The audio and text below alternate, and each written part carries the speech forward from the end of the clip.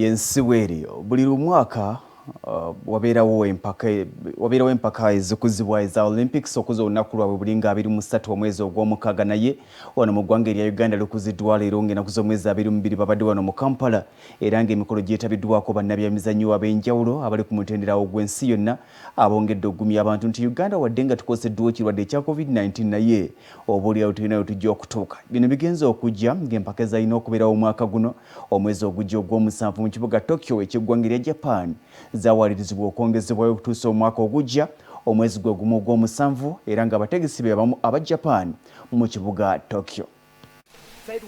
Uganda yegasse ku nsi yonna okujaguza olunaku lw'emizannyo egya Olympics olubaawo buli 23 Juni buli mwaka. Abavunaanyizibwa ku mizannyo gino mu ggwanga balukutte mu kimpowooze ng'olunaku lwennyini terunnatuuka olw'ekirwadde kya coronavirus ekitugomya ensi.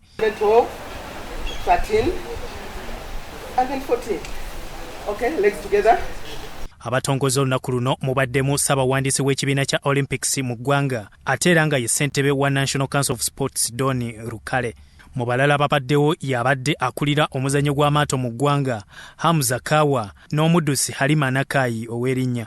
Dr. Doni Rukale annyonnyola bw'ati ekinyusi ekiri mu lunaku luno. Ng'ekitongole kya Uganda Olympic Committee together with our National Council of Sports tuli basanyufu nnyo nga tugenda kwetaba mu celebrations za Olympic Day. Buli lunaku lwa celebrating ebyemizannyo kuva mu International Olympic Committee. Guno mwaka tulina theme ya Learn, Discover and Move but keeping strong. Tulina ekirwadde kya COVID era tusibe abaana ba sports ffenna tusobola kuba tugolera amateeka but practicing sport yaffe in a safe learning and moving atmosphere to be very strong tuli bagumu that this disease egenda kugenda naye sport egenda kukomawo.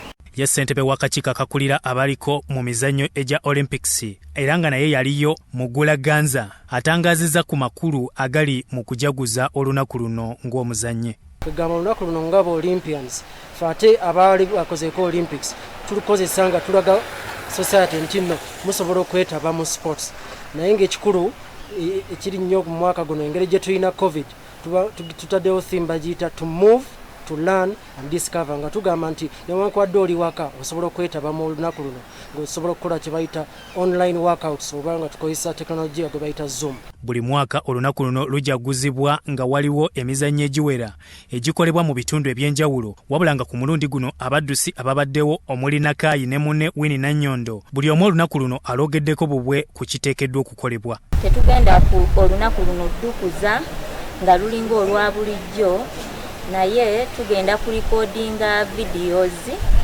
eziwerako ez'okukolamu exercises abantu bazifollowing ku TV bazirabire ku TV nga bwe bazikola ne ku Facebook pages zaffe. Halima Nakayi yayitamu dda okwesoga empaka za Olympics ezinaayindira mu kibuga Tokyo ekya Japan omwaka ogujja ng'agamba nti tatudde butuuzi. Kirungi nnese ndi amainti kati at least embeera ya lockdown egenda at least bage muze yagenda yayizingamu so nsobola okutraininga nengenda nenziruka amakuba amawanvu ndabe ng'omubiri gwange at least buli mu mbeera ennungi esobozesa okuleeta results ennungi mu Olympics so nze nsaba Katonda buli kimu kitambule bulungi kyonna Katonda ky'anaatuwa kijja kujja nga twetegese bulungi. Byakabenge Yusuf, Salt TV, Omunyo.